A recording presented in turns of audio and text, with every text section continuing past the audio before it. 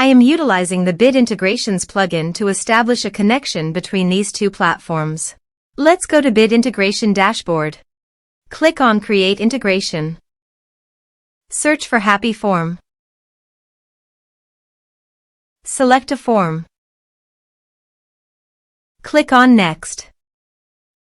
Search and select Mailment. Connect. Next.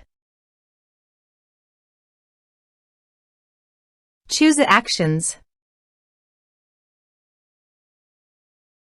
Select a list.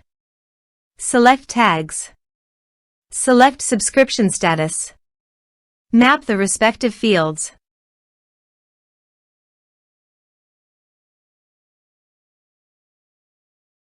You can update contact by checking the box. Here are advanced features in conditional logic. If you want, you can use it for your own requirement. Click on Next. Finish and save it. Let's submit a form.